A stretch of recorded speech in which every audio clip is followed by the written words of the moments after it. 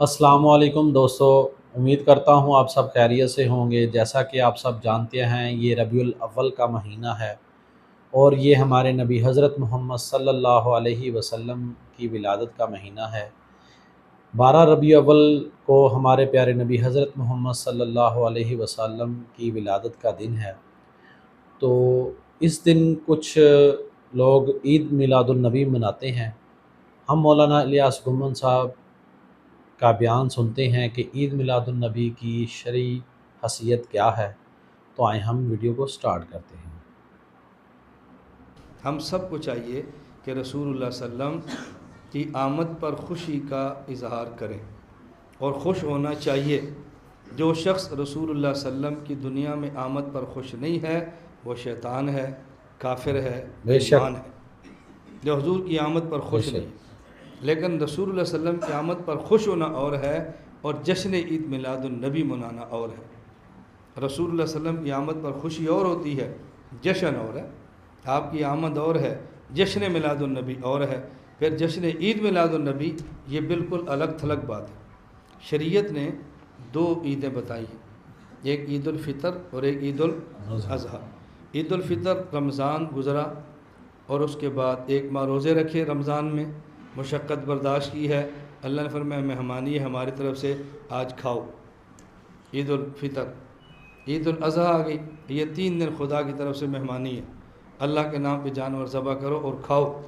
تو ہمارے ایک عید الفطر ہے، ایک عید الاضحیٰ ہے، یہ تیسری عید اور وہ بھی جشن والی، اس کی ہماری شریعت میں کوئی گنجائش نہیں ہے۔ اچھا، تو رسول اللہ صلی اللہ علیہ وسلم کی آمد پہ خوش ہونا اور بات ہے اور جشن عید میلاد النبی منانا اور بات ہے۔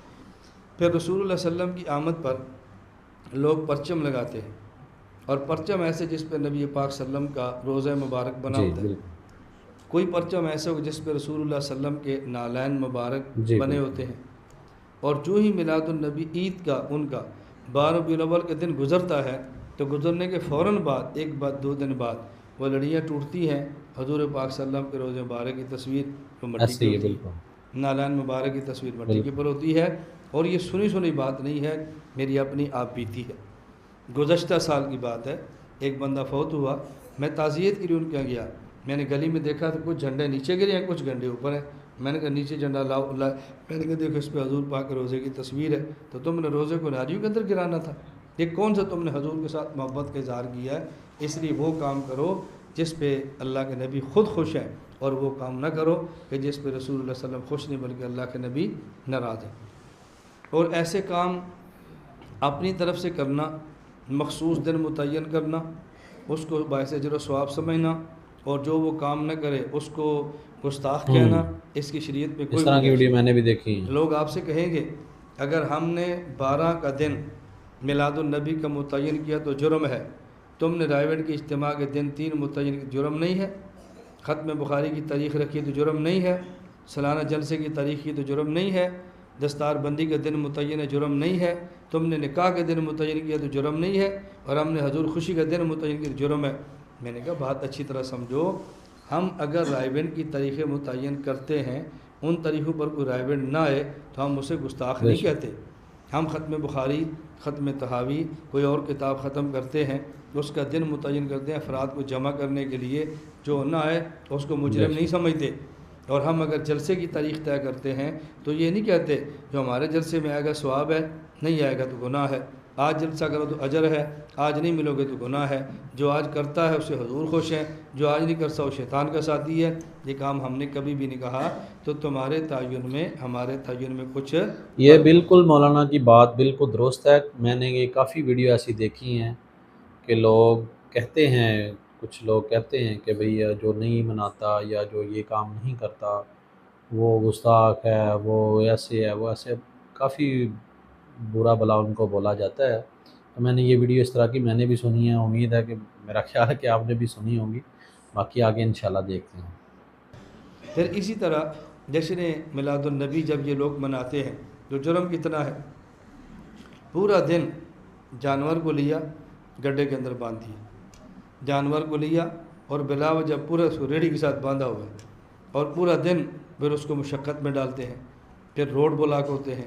اس کا نقصان کیا ہے؟ ایک غریب آدمی ہے، اس کی مزدوری گئی، ایک تاجر آدمی ہے، اس کی تجارت گئی، اور اسی طرح اگر کوئی مریض ہے، ایمبولینس گزرنی ہے، وہ موت کا شکار ہو سکتا ہے، ہسپتال ہیں، رستے آپ نے بند کیے ہیں، تو یہ اتنی تکالیف دینا یہ رسول اللہ صلی اللہ علیہ وسلم کا مبارک طریقہ نہیں ہے۔ بے شک، اللہ کے نبی مسلمان کی تکلیف ختم کرنے کے لیے آئے ہیں، مسلمان کو سبحان تکلیف دینے کے لیے ہرگز نہیں آئے۔ سبحان میں یہ بات کروں کہ آپ اس کو ذہن بناؤ، خود سمجھو کہ جس حد تک ممکن ہو اپنے علاقے میں سمجھاؤ، جس حد تک ممکن ہو لڑائی جھگڑے کے بغیر یہ بات سمجھاؤ۔ بالکل صحیح۔ اور ایک اہم بات جو یہ مجھے مولانا کی بات بہت پیاری لگی ہے کہ لڑائی جھگڑے کے بغیر اپنی بات کو سمجھانا ہے، ورنہ آج کل تو بس اللہ ہی بہتر جانتا ہے کہ آپ بھی جانتے ہیں کہ کسی کو آپ بات بھی اپنی بتائیں یا کسی سے بات کرے تو لڑائی جھگڑا بہت زیادہ ہو جاتا ہے، ایک دوسرے کے اوپر طنز تکرار، وہ بجائے بات سمجھنے کے اگلا ضد پہ پڑ جاتا ہے۔ ایک مثال کے طور پہ آپ مجھے کوئی بات، میری غلطی ہے، میرے اندر کوئی کوتاہی ہے، آپ مجھے سمجھائیں کہ بھائی یہ آپ کی غلطی ہے، ٹھیک ہے، تو مجھے سمجھنا چاہیے اپنی غلطی اگر میری بنتی ہے تو میں اس کے اوپر غور کروں، ٹھیک ہے۔ لیکن آج کل کیا ہوتا ہے کہ غلطی کے ہونے کے باوجود اپنی غلطی کا پتہ بھی ہوتا ہے کہ ہم غلطی پہ ہیں، پھر بھی لوگ ڈٹ جاتے ہیں، تو پھر لڑائی جھگڑے ہوتے ہیں۔ میں نے کافی یہ چیزیں دیکھی ہیں، میں نے اپنی زندگی میں خود بھی دیکھی ہیں۔ باقی اللہ تعالیٰ ہمیں جو ہے نا وہ عمل کرنے کی توفیق دے، لڑائی جھگڑوں سے میں بچنا سمجھیں، چاہیے۔ یہ رسول اللہ صلی اللہ علیہ وسلم پیدا ہوئے وقت کون سا ہے؟ جی، طلوع فجر صبح۔ دن کون سا ہے؟ پیر کا، سوموار کا، اور مہینہ کون سا ہے؟ ربیع الاول۔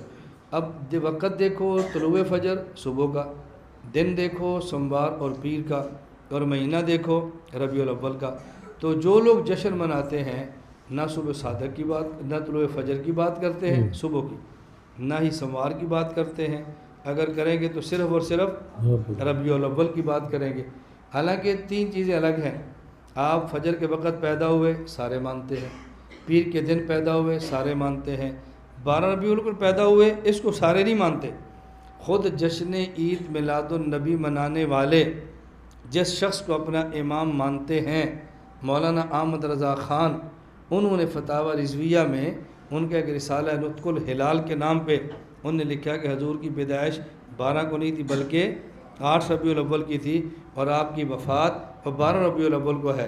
بھئی جس بندے کے نام پر تمہارا مسلک ہے، جس بندے کے نام پہ تم نے فرقہ بنایا ہے، جو بندہ تمہاری فکر کا بانی ہے، وہ تو کہتا ہے 8 کو پیدا ہوئے اور آپ لڑ رہے ہیں 12 کو پیدا ہوئے، تو آپ اس مسئلے پر آپ نے اس کی بات کو کیوں چھوڑ دیا ہے، یا ان کی بات کو آپ ترجیح دیتے، یا آپ نے ان کو چھوڑ دیا ہے۔ اس کا معنی یہ ہے کہ اگر ان سے عقیدت ہوتی تو مانتے، عقیدت ان سے بھی نہیں ہے، بس ان کا بھی آپ نے نام جب چاہے استعمال کیا، اور جب منشا خلاف ہو تو نام کو چھوڑ دیا۔